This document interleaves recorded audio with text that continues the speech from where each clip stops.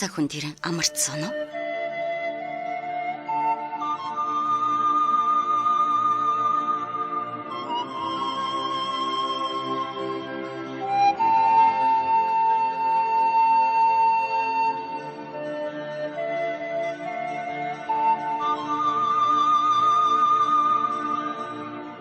Таны богино амралтанд зориулж утга уран зохиолын яруу ихшгээр аялуулъя.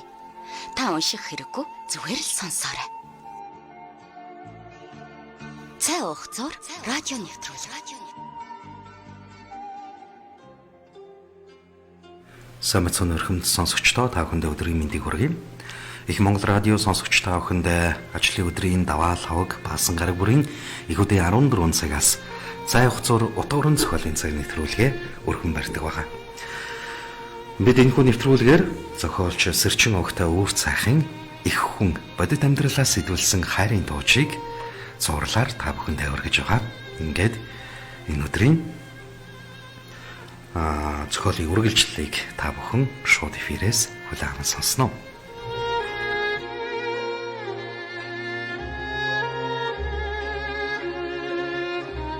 Зохиолч Сэрчин Огтой Үүр цайх.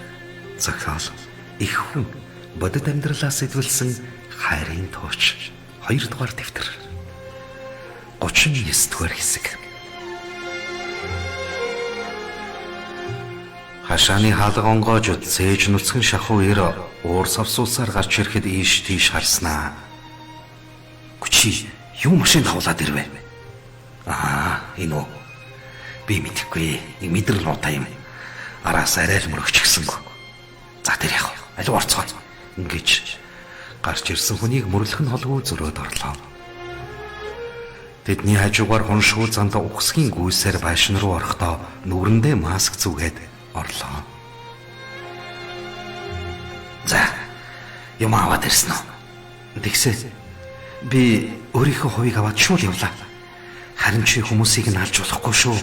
Дахиж гэмтээхгүйгээр ямар нэгэн аргаар буудлын руу төхүүлээд орхиж. Ингээд зам салцгаая. Гисээр гарах гэхэд овгор түүнийг барьж аван чирч гулдраад арын өрөөнд оруулж. Гэч чамайг явуулна гэж тохироогүй байх шүү. Биднийг тэнийх хүмүүс гэж ботоогүй үстэй хэмээн ширүүлэхэд ингэн гэж мэдэж байсан хүүхэн халааснасаа нэмгэвтэр шингэн маягийн юм гаргаж нүрлүүн цацхад гэж дуугараад юм хэлж чадсангүй нүрээ гараараа даран газар тунлаа. Бүх мөнгө хамж авсан хүүхэн айжхан алхасаар гарахад хинч түүнийг анзаарсангүй. Үүдэн дээр зогсож байсан жолооч. За яас. Өөрийнхөө овыг авчвуу. Тэглээ. Овгор харин хоншорлоо юм байна шүү. За баяртай. Дараа уулзах байлгүй дээ. Гисээр хоцорлоо. Хүүхэн гимгүү царайлж алхасаар хашаанаас гарахад гадаа зогсож байсан барайчаар түүнийг гимдүүлэн барьж аваад машиндаа суулгана. За олон тоглоомоор явах. Наад мөнгнүүдээ гаргаад надад өчгөөд явж үз. Та нар хувь тохироод хугаад авчихсан уу? Үгүй шүү. Тийм юм байхгүй. Ингэсээр бүгдийг нэг бүрчлэн хурааж авангууд дотор халаасандаа хийгээд хашаа руу яваад орчихлоо. Уншгүй зант яаж чадсангүй дэмийл баахан хараал хэлснээ гинэтхэн хаана байгаагаа ухаарч бушуухан холдонгүйлээ. Үүдэнд байсан овгорын ах дамиг татаж дуусаад отогшоо орволоо. Эхний өрөөнд нөгөө хоёр гадаад байхаагаад овгор харагдсангүйд. Овгор хаана вэ? Гэхэд хүзэр тоглож сууж байсан 3-1. Арын өрөөнд мөнгө тоолж байгаа зэ. Ийм үед нь орвол хинжгсэн алуултгийг та мэднэ үстэй. Гэхдээ арай төрсөн ахыгаа зодчихгүй байлгүй та ороор.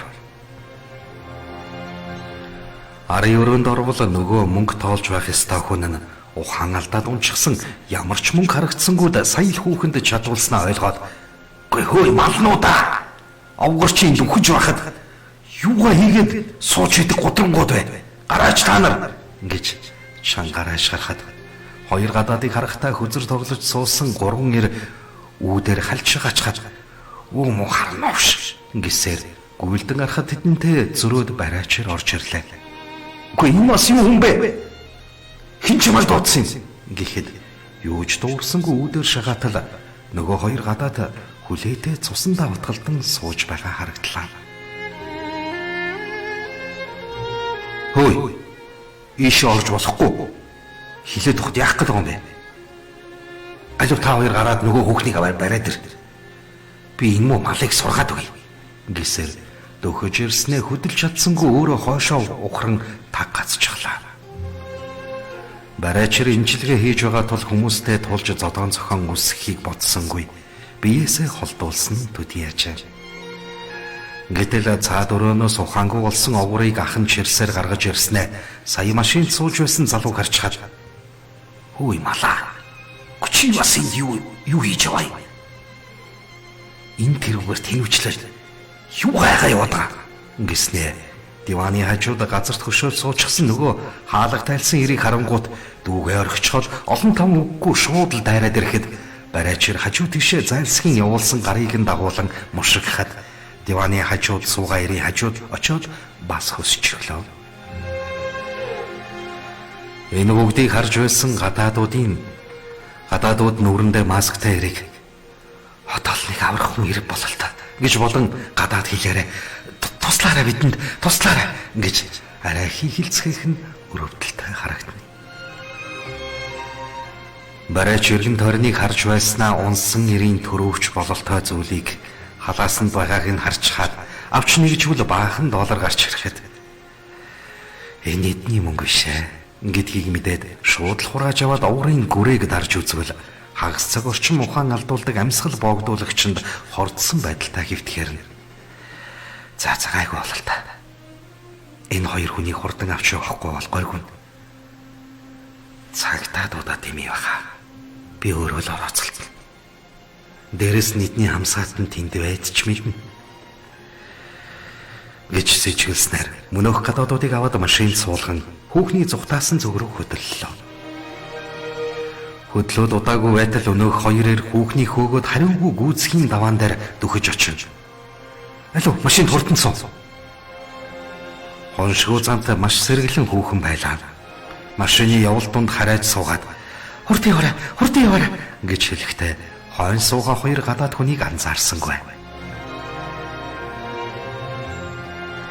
Барайчир түүнийг мэдэх тул энэ хэрэг явдлыг яаж сааруулж асуудалгүй болгодог вүлээ дээ. Энэ хүүхэн тэгээд хоон хөх ахын охин болж таарад байна уу? Зайлуул. Аавгүй өсөөд дутагдах гажигдхийн бэрхшээл дунд байсан байхаа да. Аав нь өнгөрч гисэн болохоор хэцүү л байсан биз. Дахиж битгий хэрэг төвхт орооцолтоосоо да. Заавал юу илээ? Үүнийг жаахан засаж үлээгээд үздэг юм билүү?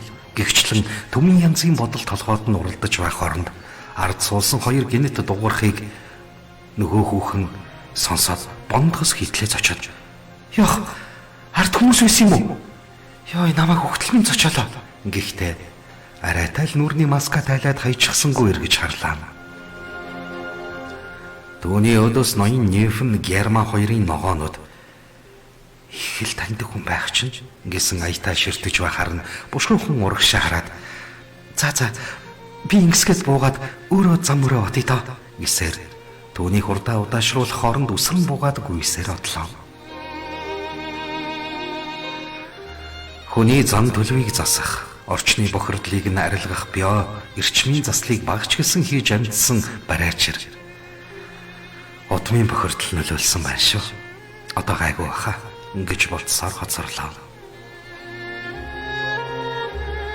Буудлын ойрхон боловч эзгүй нэгэн газар авчираад хоёр гадаад эрийг буулгахдаа цэвэрхэн англи хэлээр "Монголчууд бид нарыг уучлаарай.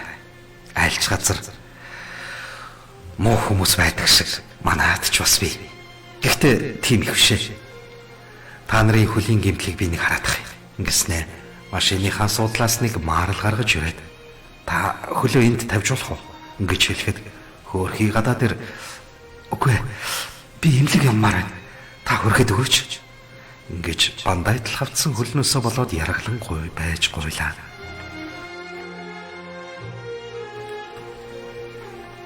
Барайчирд хугархаа зэрэг бол ямар ч асуудалгүй лээ. Хөнгүү шахам газар зогсоод хойд хаалгаа онгоолгож "Алуу, та цээжийг нь барьж чадах уу? Ийм юмыг манай улсад хялбархан ангааж засдаг хүмүүс их бий. Асуудалгүй гэсээр хүчээр шахам хөлийг нь татаж ирснээ наас цааш 2-3 илснээ татах оронд хоёр талаас нь хавчин дарангууд тор гисэн дуу хараад хугарсан хөлийн ясн эвлээд эхлэв. Авсан маарлаараа чангахан боогоод за битгий тайлаарай. 3 хоногоос гайгүй болчихноо. Удахгүй өвчнө нилааших бах. Хавдар нь маргаашнаас буучих болов. Намайг худал хэлсэн гэж бодож байвал эмнэлэг яваад үзүүлээрэй. Ингээд халааснасаа бүх мөнгнүүдийг нь гаргаж өгч. Заварыг дутаагүй бах. Орой өдөр явахдаа болгоомжтой байхгүй бол тун хэцүү болсон байж. Уг нь манай улсын юм биш л дээ. Ганц нэг муу хүмүүсээс болоод улсын маань нэр хүнд хөөдчихлөө. Ингэсээр буцаад машиндаа суулаа.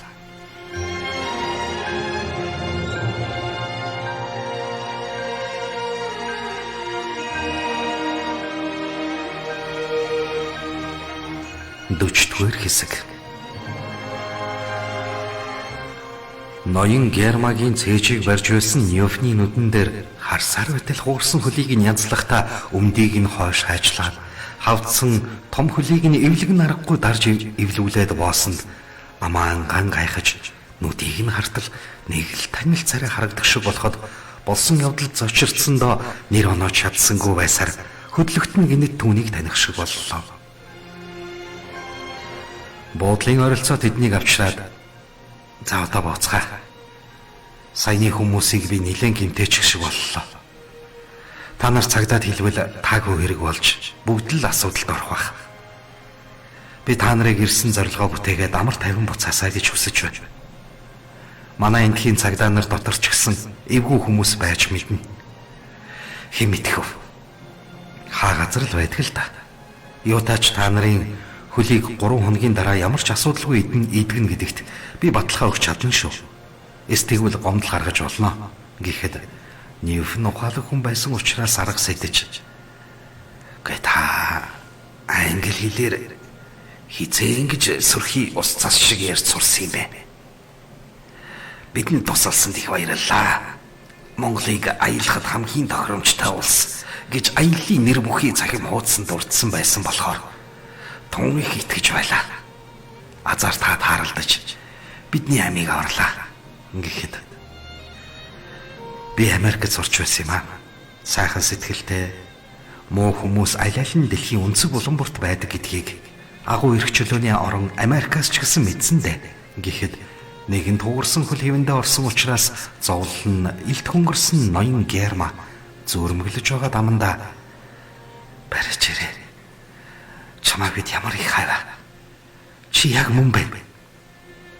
Ингэж амандаа чангаар хэлэхэд саяны болсон явдлуудыг бодож жаахан хямарч жолоо барьж байгаа учраас анхаарлаа сайн төвлөрүүлээгүйгээс болж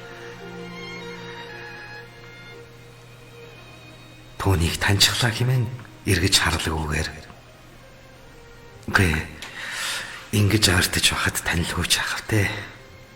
Эднээс дахиж нуугдаж муур болон болоод явах. Үлдсэн хугацаанд хүүхдүүдийг нь сайн эмчилж өгөөд нэг мөсөн идгээгээд явуулъя гэж бодоод. За нэг нь та хоёр таньсан юм болохоор би та нарыг оруулж өгье дөө. Та нарыг хайж байхад би ажиллаа хийгээд хажуу өрөөнд чинь байрлаж байлаа шүү дээ хэмээн гэрлэн дохион дээр эргэж харахад Гермагийн нүд тасайнаа та Ньёфны өвөр дээр цээж тавиад нам унтж байлаа. Харин Ньёфн гайхсан байртай өөдөөс нь ногоонуудаараа дүрлийтэл хараад амаан гажгсан сууж байв. Амьдралдаа ингэж огт гин алдаж үзээгүй барайч. Яста сайхан гинтлээ те. Зөөдөлж байсан хүнтэй яриад явсан байх юм гэж дотроо бодоод Ньёфны өдөөс нэмсэглэн. Сайн байна уу? Таны хуучин танил байна. Бидний яалтчгүй нүүр тулан уулзахаас аргагүй байдалд хүрэглээ. Одоо ноён Герма алцахгүй гэлээ. Босоор бид буудалтаа ирчихлээ. Ингээд унтж байхдаа ажлаа бүтээсэн Герма юу ч болоогүй юм шиг машинаас буугаад алхаад явчихлаа. Төвний араас гайхсан байртай харсан Ньёфн машины хаалгаа хаачхаад залууг алдчих үедээ гэсэн аятаа та дотогшоо орно үсттэй. Тэгнэ асуудалгүй шүү дээ. Та хоёрыг оруулангаа би ч гэсэн өөрийнхөө өрөөнд оръё. Миний түр гэр энд байгаа шүү дээ гэлээ. Нөгөө хоёр орох замдаа эхнэрүүдэд ирчүүдийн дулааныг хэлэхгүйгээр түр нуухаар ярилцаж амжлаа. Энэ завсар биднийг аварсан залуу барайч ирвэн шүү дээ гэж хэлж амжихад тэр хэсэг гацх шиг болж цочирдсан доо. Гүнгэд биднийг хайгаад байгаа хүн биднийг ирж аварлаа гэж үү? Бид ч нэгт яг хин юм бэ?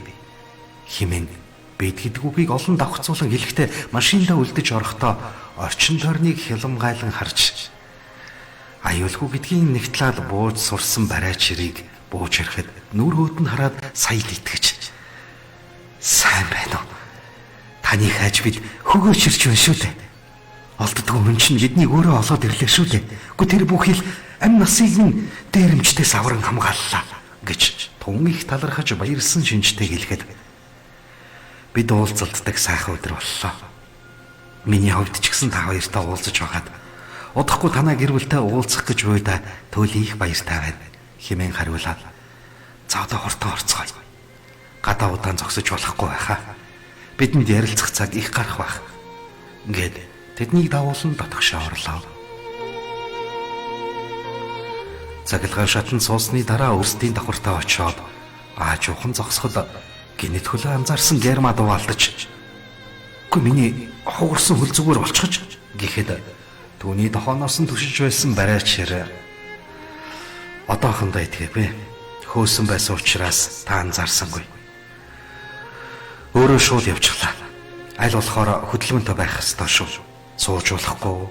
Аз болоход хугарах биш. Шагааны дээд үе үл ялэг зөрж мултарсан байна лээ. Хугархаа бол мөд итгэхгүй шүү дээ. Сайтар дарж боосон учраас та анзаарахгүй алхаад цагилгаан шат зогсоход л даралтын хүчний нөлөөгөөр та мэдэрлээ шүү дээ. Ийхүү манай гурав ярилцсаар эхлээд барайчийн өрөөнд орж хувцсгонороо янзлаж зарим нэг бохирдсан зүйлээ цэвэрлэж аваад тус тусын өрөөндөө орцгооход эхнэрүүд нь бөөн баяртай амьтад угтан авцгаалаа. Хадагтаа герман нөхрийнхөө царайг харж хаад юу болоод баахан хөхнийц болчихоо вэ чи юм? Замдуулуудах залуучуудтай муудалцаад баг зэрэг зодон хийлээ. Азар нэг залуу тааралдаж биднийг тэднээс салгаж аварлаа. Гэтэл тэр залууг хэн байсан гэж чи бодож байна хонгор минь? Хэн байсан? Нөгөө хайгаад олддгүй хүн маань байвал чи яах вэ? Цайраач үгүй байлгүй дээ. Тийм ээ. Иймэрхүү яриа хадагтаа Ньюфний өрөөнд ч гэсэн давхар болжээ. Хэсэг хугацааны дараа хоёр гэр бүл нэгний доо орж зорьсон хүний олсондоо хязгааргүй баярлаж хэрхэн тэмдэглэх тухай ярилцаж байхад барайчээр өрөөндөө тайван амгалан юу ч болоогүй юм шиг хинэггүйхэн унтаж байлаа. Түүний удам ийм билээ. Харин хоншгүй зант машинаас буунгуудаа такси барьж буудалтаа ирээд ус цасанд орж ус зүсээ янзлаад удаагүйч. Нөгөө машин ирж зогсмогц дотроос нь хоёр гадаа дээр нөгөө залуутай хамт юу ч болоогүй юм шиг алхасаар орж яваана. Цонхоор харагдахад ихэд гайхсан тэрээр "Гүй нэг нь хөлөө хугалчаагүй лүү? Эсвэл өөр хүмүүсийг андуурч харав? Эсвэл би зүудлээд байна уу да?" гэж бодоод өөрийгөө чимлэж үзчихэл гурван давхраас сэмхэн бууж орж ирж буй хүмүүсийг нууцаар харвал үнэхээр тэр гурав хажуугаар нь англиар ярилцаад яваад өнгөрсөн бөгөөд өнгөрсөн явдлыг хэрхэн эхнэрүүдэд хэлэхгүй байх тухай төлөвлөгөө зохиож явахыг сонслоо. Хоншгүй зантад одоо нүүр хийх газар үгүй боллоо. Өдөр бүр авдаг $100 гарын мөнгөө ч авах аргагүй болж хайран олцоо илүү харж юу чгүй алдаад дээрээс нь гудамжны дээрэмчдээс айж эмээн зүхтаах бас нэгэн шинэ ажил өөртөө нэмээд эхлэв. Үргэлжлэл бий. Зохиолч Сэрчин огтой үүр цайх. Зохиол их хүн бодит амьдралаас сэтвэлсэн хайрын тууч. Радио редактор Баттуул, компьютер графикч Цэндава, өгүүлэгч Хос хоёр. Их Монгол радио 2021 он. Сонсогчдаа их хүн номыг бүрэн ихээр нь худалдан авч уншихыг хүсвэл 88 10 17 14 88 10 17 14 дугаард холбогдож байгаа газраа хүргүүлнэ.